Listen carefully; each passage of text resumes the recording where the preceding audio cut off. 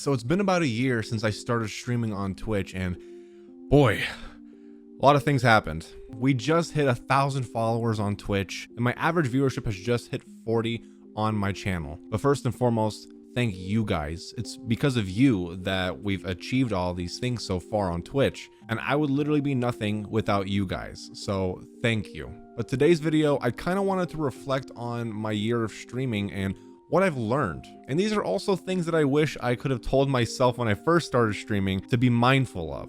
So hopefully you guys can find some value in this video and I can at least help one of you out. So if you liked the video, leave a like down below. And if you're not subscribed to the channel yet, hit the subscribe button. It really shows me that you guys like these videos and you want me to make more of them for you. I also stream live on Twitch, obviously, every Tuesday, Wednesday, and Thursday from noon to 4 Central Standard Time.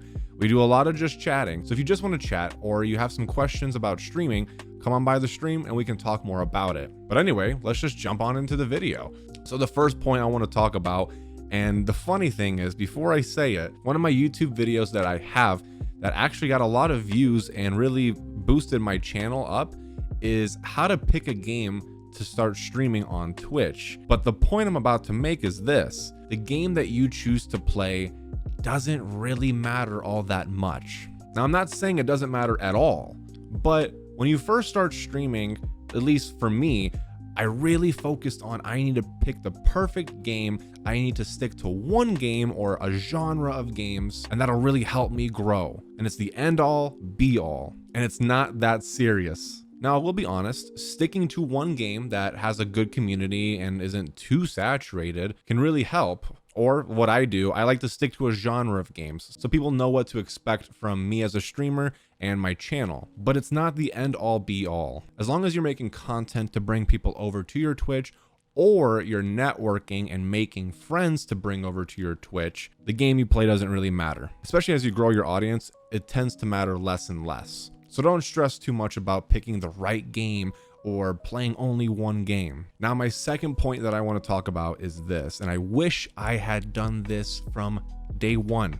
Make friends, get your name out there, and support others.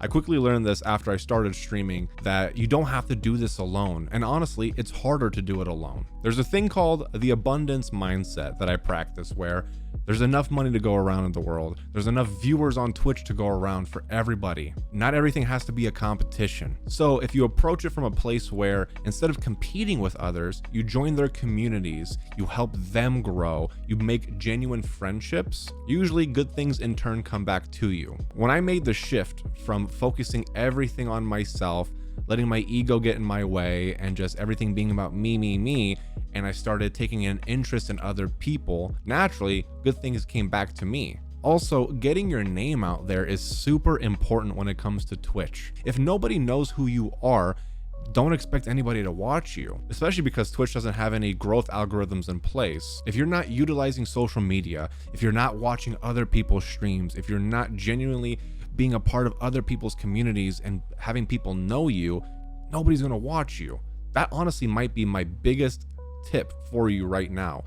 Get your name out there, make friends, grow an audience, and then people will watch you. And again, genuine friendships, not because you want something in return. Come at it from a genuine place and good things will happen, I promise. Now, piggybacking off of that, for my next point, please don't compare yourself to others. I even struggle with this, and it's easier said than done, I know, but comparison is the thief of joy.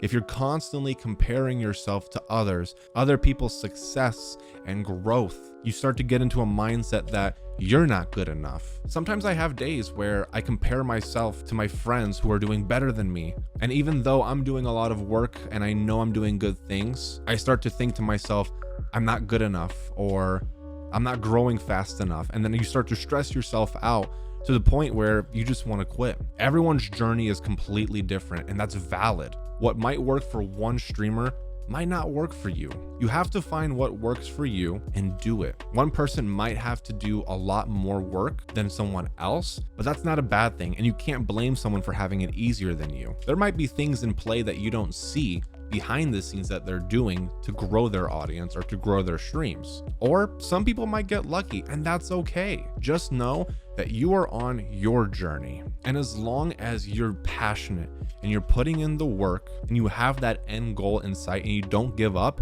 you will get there eventually, because there's only one you, and you are unique, and you bring things that other people can't bring to the table. Remember that. Now, moving on to my next point, and this is something I still struggle with, but take breaks. You deserve to take breaks. I'm 100% a workaholic, and I love it. I love the grind. I love editing videos for hours and hours. I love streaming. I love networking. I love the process. The process to me is the best part about the journey. But sometimes it can get very overwhelming, and sometimes I forget to take a break, and that's okay. It's okay to just take a breather, take a day off or a couple days off. Have you time, because if you're constantly working every day, hours and hours and hours, you're gonna burn out at one point. And then your body is going to force you to take a break longer than expected. You need balance, especially with this, because it's so easy to get carried away.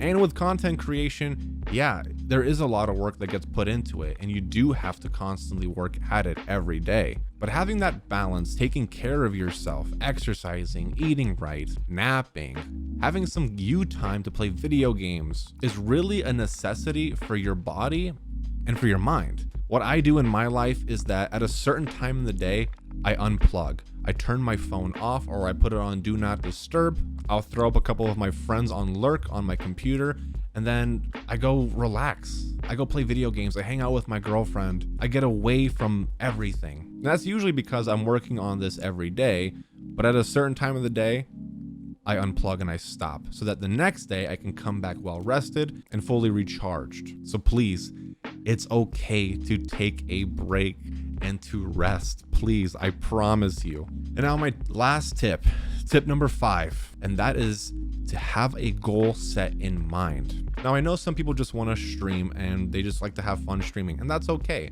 But if your goal is to grow as a content creator or grow your audience on Twitch, you need to have a specific goal in mind. Now, you can shoot for the stars and say partnership, and that's totally okay. It's easier to have micro goals that grow into that overarching big goal that you have. So if your goal is partnership, I would start with hit 200 followers, or have an average of 5 or 10 people, depending on where you're at. And then once you reach that goal, set another one. Micro goals that help you reach your end goal. Micro goals definitely help you reach that bigger goal over time, because if you have smaller goals that you're constantly hitting, psychologically, it motivates you to keep going. So set micro goals and achievable goals that you can hit that'll help you reach your bigger goal, whatever it may be. But guys, those are the 5 things that I've learned in the past year of Twitch streaming. But I hope one of these points helped you out, or it kind of gave you some insight, or maybe even opened up your eyes to something that you really weren't thinking about. But if you have any more questions, hop on by my stream, we can talk more about it. And in the comments down below,